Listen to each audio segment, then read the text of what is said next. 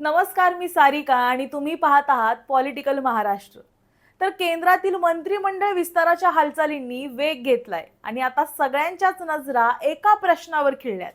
ठाकरे गटातून बंडखोरी करून शिंदेंसोबत गेलेल्या खासदारांपैकी नेमका कोण मंत्री होणार?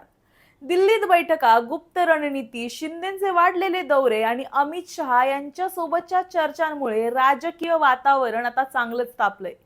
विशेष म्हणजे एका बाजूला संजय जाधव यांनी मंत्रिपदाची उघडपणे इच्छा व्यक्त केली आहे, तर दुसऱ्या बाजूला ओमराजे निंबाळकर यांनी मंत्रिपद नाकारण्याची भूमिका जाहीर केली आहे। त्यामुळे अखेर दिल्लीतून कोणाच्या नावावर शिक्कामोर्तब होणार, सगळं सविस्तर जाणून घेऊया। तर शिवसेना ठाकरे गटातून तब्बल 6 खासदारांनी बंडखोरी करत शिंदे गटात प्रवेश केल्यानंतर राज्याच्या राजकारणात मोठी उलथापालथ झाली। या खासदारांनी लोकसभा अध्यक्षांकडे स्वतंत्र गट स्थापनेचं पत्र दिलं आणि त्यानंतर थेट शिंदे गटाची वाट धरली। ही मोहीम शिंदे गटासाठी ऑपरेशन टायगर ठरली। त्यानंतर ठाकरे गटानेही बंडखोरांच्या विरोधात ऑपरेशन तुडवा सुरू केलं।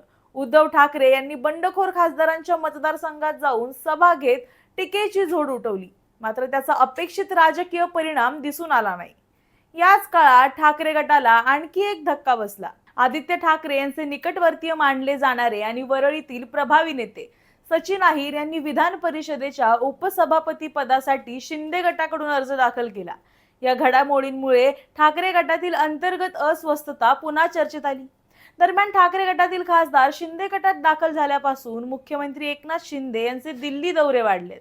केंद्रातील मंत्रिमंडळ विस्ताराच्या पार्श्वभूमीवर त्यांनी केंद्रीय गृहमंत्री अमित शहा यांचीही भेट घेतली होती। आता पुन्हा एकदा एकनाथ शिंदे दिल्ली दौऱ्यावर जाणार असून पुढील 2 दिवस ते राजधानीत मुक्काम करणार असल्याची माहिती आहे।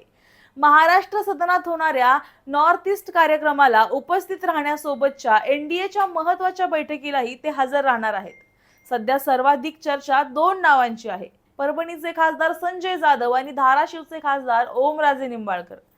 संजय जाधव यांनी मंत्री व्हायला कोणाला आवडणार नाही असा सवाल करत मंत्रिपदाची अपेक्षा उघडपणे व्यक्त केली। नशिबात असेल तर मंत्रिपद मिळेल आणि त्यातून मराठवाडा तसंच महाराष्ट्राच्या विकासासाठी काम करण्याची संधी सुद्धा मला मिळेल असं त्यांनी म्हटलं। मात्र दुसरीकडे ओमराजे निंबाळकर यांनी वेगळीच भूमिका घेतली। मी मंत्रिपदासाठी शिंदे गटात आलो नाही, मला केंद्रात मंत्रिपद दिलं तरी मी स्वीकारणार नाही अशी भूमिका त्यांनी मांडली। आता शिंदेंसोबत गेलेल्या खासदारांपैकी दिल्लीची पसंती नेमकी कोणाला मिळते? संजय जाधव यांच्या इच्छेला यश मिळणार की आणखी एखादं नाव अचानक पुढे येणार? याचा अंतिम निर्णय केंद्रातील मंत्रिमंडळ विस्तारानंतर स्पष्ट होणार असून त्याकडे महाराष्ट्राच्या राजकीय वर्तुळाचं लक्ष लागलंय। तुम्हाला काय वाटतं? मंत्रिपदाचा नक्की दावेदार कोण? हे आम्हाला कमेंटमध्ये सांगा आणि अशाच व्हिडिओसाठी पाहायला विसरू नका पॉलिटिकल महाराष्ट्र।